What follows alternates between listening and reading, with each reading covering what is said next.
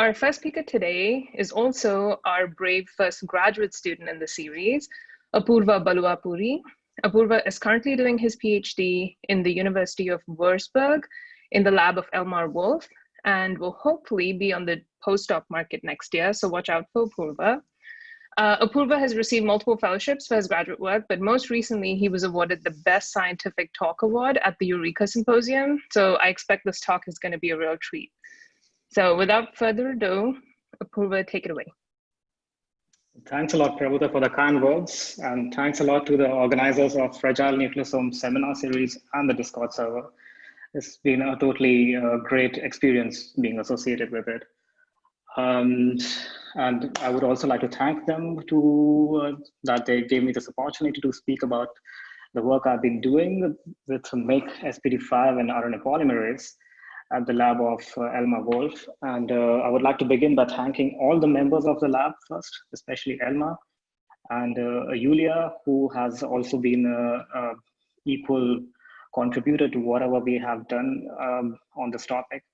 But then I would also like to thank my thesis committee members and the collaborators that we have around the world, along with the funding agencies. Our lab works on these three pillars of, these are the three research pillars that we have: MYC, transcription, and cancer. Today, mostly I will speak about MYC and transcription with a very light tempering of cancer in the end. The reason we work on the protein MYC is because in almost more than a quarter of all the tumors that are found in patients, there's an amplification in the MYC paralog. This percentage rises based on the type of cancer, and sometimes it can go as high as 78%, for example, in osteosarcoma. However, that's not the only role of MYC to cause cancer, right? MYC is actually a transcription factor, and how it works is by binding to the DNA.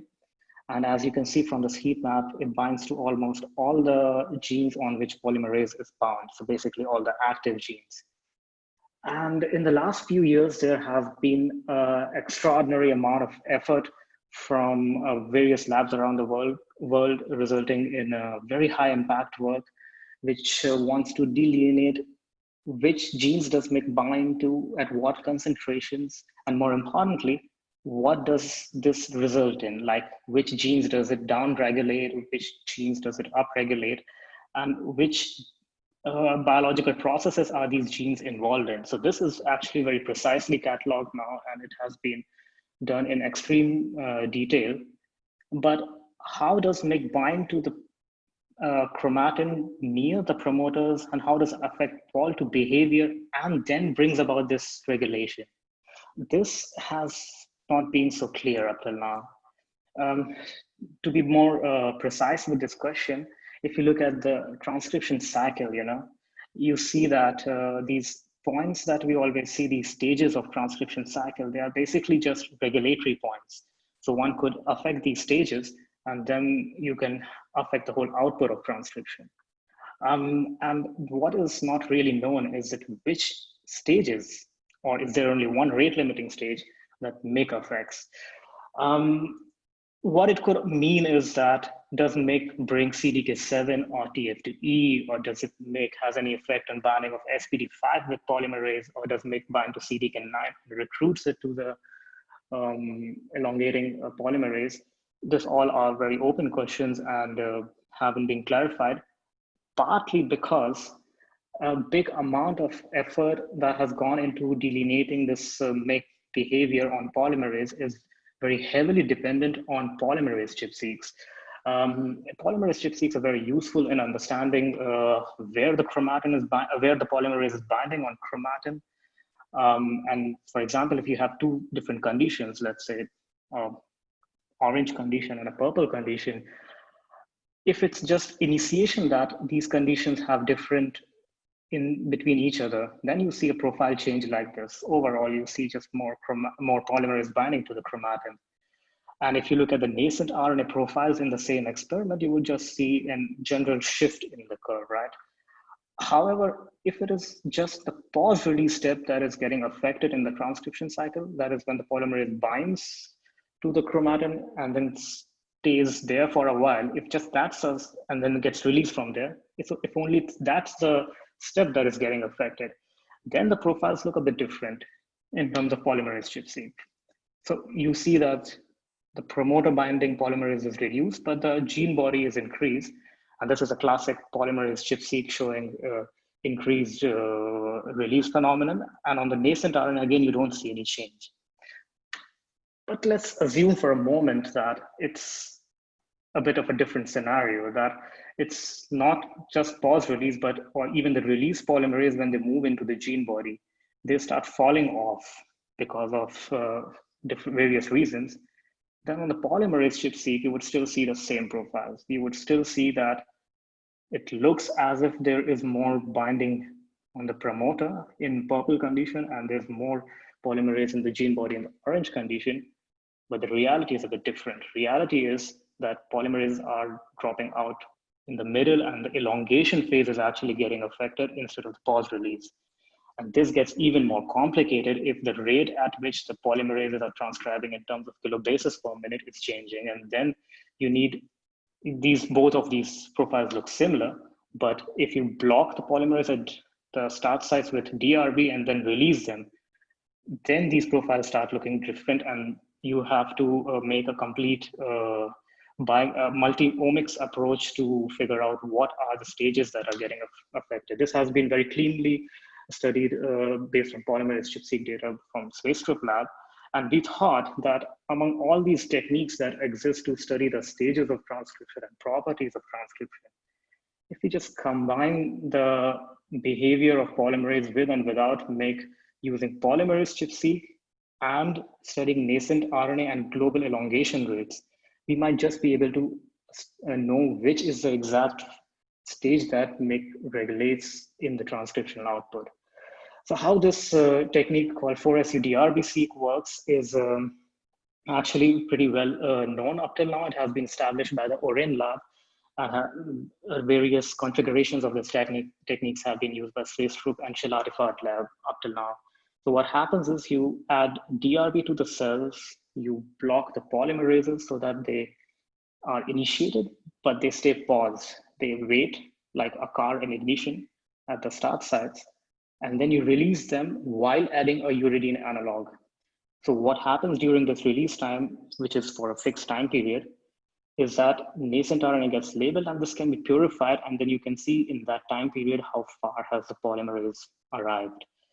So you can, so we had to establish this for these cell line, at least in our lab, and this is how it looks like when we did these experiments for different release time points.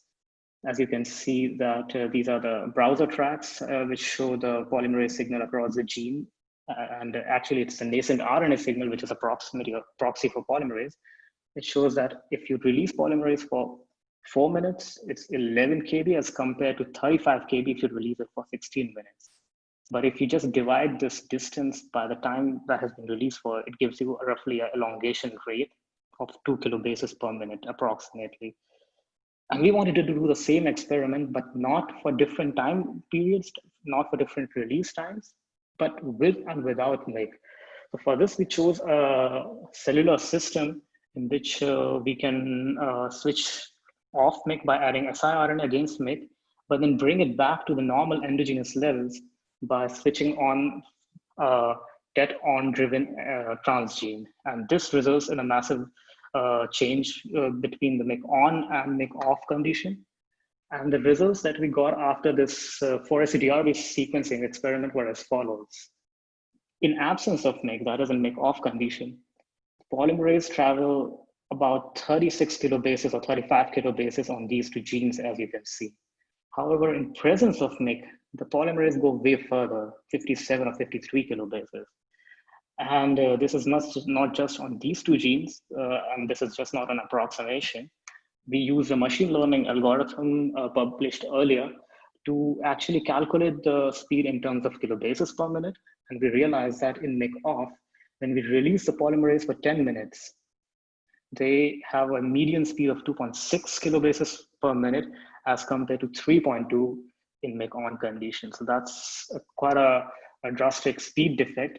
And if we repeated this experiment with a different release time, so we released the polymerase for 15 minutes this time, and this time we just plot the density of all genes that are there that this can be recorded on. So as you can see that in the beginning, the profiles look rather similar. In fact, even in MYC-off, there is a bit of more signal out there, but as the polymerase move into the gene body at around this point, there's a big difference of about 11 kilobases in 15 minutes. And this was a bit funny to us because MYC actually binds to the promoters. And this difference in speed and this difference in elongation rates starts to occur really late, around 20 kilobases or something, and then quite far away from the promoter area. So we wondered that, is it because that MYC binds to the promoter, brings in some kind of factor and hands it over to polymerase? Is that the case? And that's why there are defects in elongation. So to know this, we, using mass spectrometry, studied the proteins that are associated with MYC. And then we also studied the proteins that are associated with polymerase, the chromatin-bound polymerase. But we went one step ahead, and then we also studied the proteins that stop interacting with polymerase in the absence of MYC. And then we overlapped these two lists.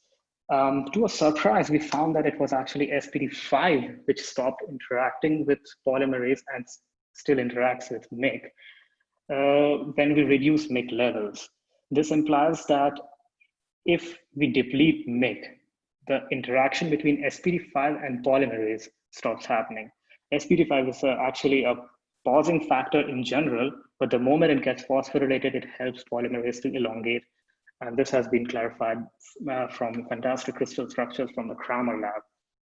So we wanted to confirm these results inside the cells. And the way we did was using proximity ligation assays. So what we do is that we have these two antibodies, which we incubate the cells with, paraformaldehyde fixed cells with. And we carry out an in situ rolling circle amplification. And what we see is that the number of dots that are there is an indication of the proximity between these two proteins. So in MYC-off condition, there is hardly any proximity between polymerase and SPT5.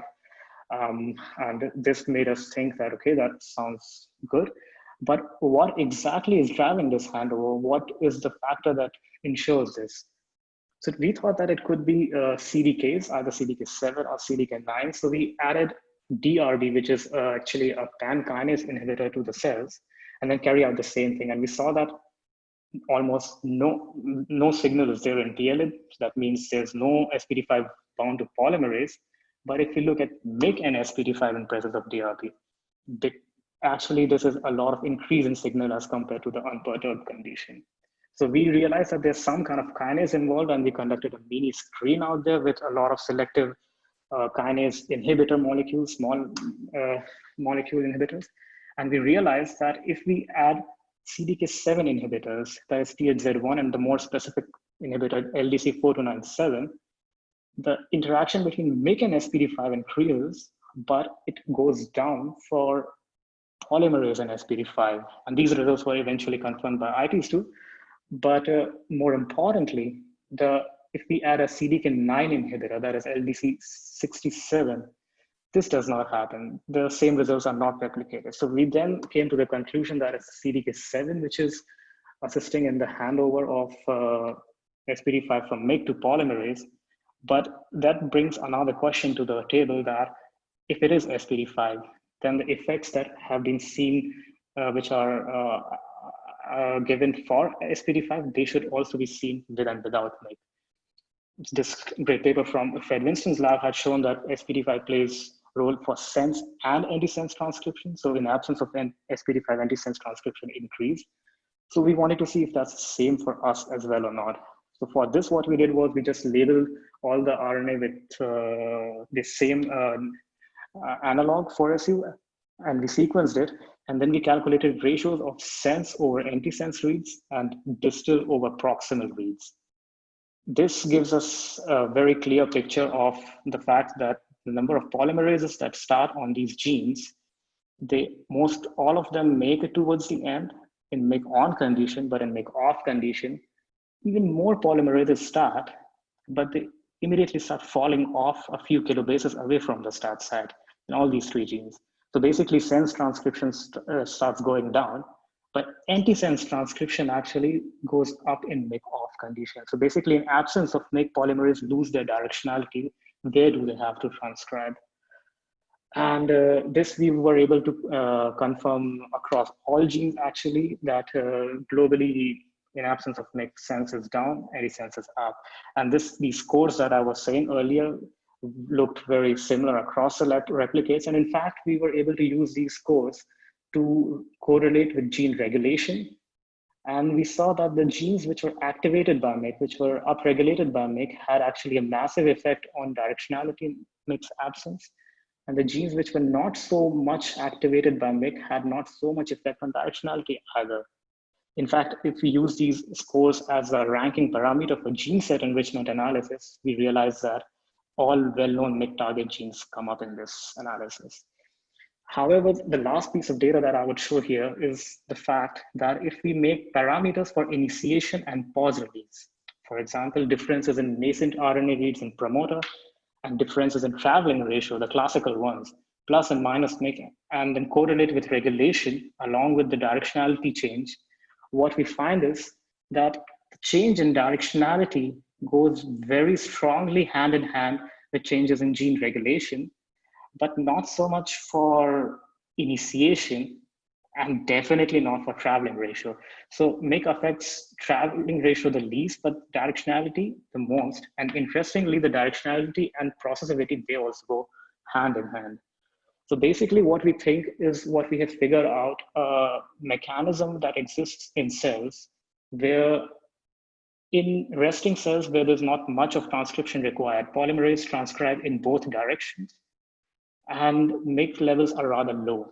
But MYC can sense the nutrients that are there around the cells or growth factor stimulation that is there.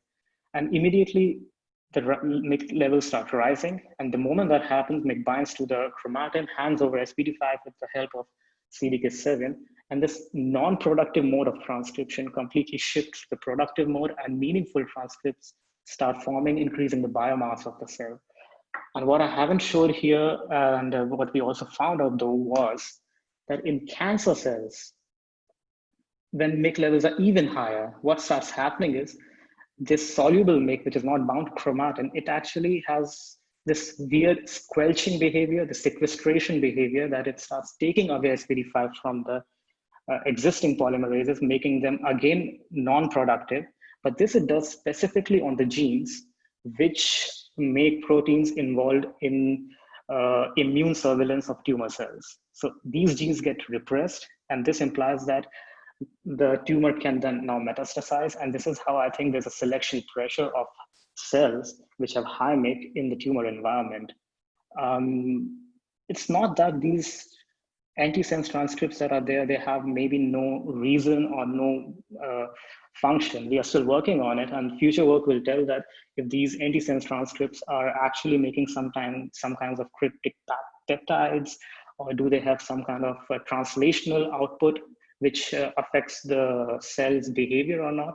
But this we are still working on. This future work will tell. With that, I would like to end, and if there are any questions, I would like to answer them now. Thanks a lot for your attention. Thank you, Apoorva. There are, in fact, some questions. So I am going to start with the ones that came in Q&A, but we'll unmute some people that have raised their hand afterward. Okay, so the first question is from Spencer Nistrom. Did you identify CDK7 in your mass spec, and have you mutated or knocked down CDK7 directly to demonstrate the specificity of this kinase? Yes, that's an excellent question, and I think I can answer it with a slide that I saved. Yes, so we did deplete CDK7, and we found the similar behavior that when we depleted, the interaction between MYC and SPT5 increases, and Poll and SPT5 decreases. So yes, we did that. But yes, we did not find CDK7 in a mass spec, but this could mean a lot of things. It just doesn't fly sometime. There could be multiple subunits. Yeah, okay. Natalia says, great talk. Have you considered the possibility that those MYC-dependent genes might form loops where promoters contact the sites where elongation is impaired? Yeah, we have this on our kind of radar. And a few other people in our lab, in a department, are working on this concept, and there are some drip-seqs in the pipeline. Okay, so stay tuned, Natalia. Yes. Okay, and then Jason Fan asked, does the effect of MYC on processivity mean that shorter genes are less sensitive to MYC activation? Yes, actually you saw it right. It is true that the long genes are more heavily affected, but this simply, so we are still working on this gene length part. I'm still trying to convince my boss that there is something biological behind it, but it could simply be the fact that longer genes need more elongation to happen, and that's why they need these elongation factors more dependently than the short genes. So, but yes, the observation is definitely correct.